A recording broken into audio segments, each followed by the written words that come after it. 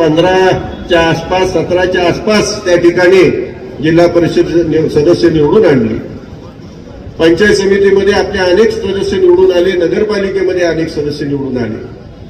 परंतु भविष्यामध्ये निश्चितपणे हा संपूर्ण सातारा जिल्हा शिवसेनेचा भगवा झाल्याखेरीज राहणार नाही, अशा प्रकारची निश्चित त्या ठिकाणी खात्री आम्ही सर्वजण तुमच्या सर्वांच्या परवानगीने या ठिकाणी शिंदे साहेबांना आम्ही ताकदीने या सातारा जिल्ह्यामध्ये शिवसेनेचं काम करून खऱ्या अर्थाने तरुणांना, सर्वसामान्यांना, महिलांना, लाडक्या बहिणींना न्याय देणारे शिंदे साहेबांच्या पाठीमागे, शिवसेनेच्या मागे उभी करण्याच्या दृष्टीने आम्ही सर्व कटिबद्ध आहोत आणि ताकदीने आम्ही हे काम करून दाखवू, एवढंच या ठिकाणी मी शिंदे साहेबांना सांगू इच्छितो.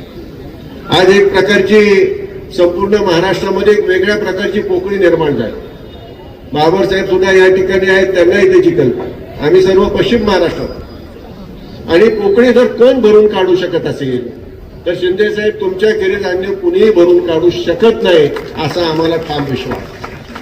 त्यामुळे आपण ही पोकळी भरून काढण्याचं काम करायची. जनता तुमच्या पाठीमागं आल्याशिवाय राहणार नाही आणि एकदा पाठीमागं आल्यानंतर पश्चिम महाराष्ट्रातला माणूस सहजासहजी दुसरीकडे इकडे तिकडे जात नाही, अशा प्रकारची या ठिकाणी पश्चिम महाराष्ट्राची राजकीय बांधणी, राजकीय विचार गेल्या अनेक वर्षानुवर्ष आपण पाहत आलेलो.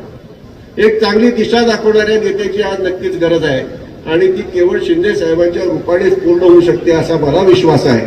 त्यामुळे ताकदीने आपण सर्वजण कामाला लागूया आणि शिवसेना आणि शिंदे साहेबांचं नेतृत्व आपल्या सर्वांच्या विकासाच्या दृष्टिकोनातून, आपल्या सर्वांच्या तरुणांच्या, महिलांच्या, वडीलधाऱ्यांच्या दृष्टिकोनातून आपण हे नेतृत्व, या नेतृत्वाने जे काही निर्णय घेतले, ज्या तडफेने निर्णय घेतले, सर्वसामान्यांसाठी जे निर्णय घेतले, सर्वसामान्यांच्या हृदयापर्यंत पोहोचतील अशा प्रकारचे जे निर्णय घेतले, अशा नेत्याच्या पाठीमागे ठामपणे उभं राहण्याची आपण सर्व भूमिका घेऊन पुढे जाऊया.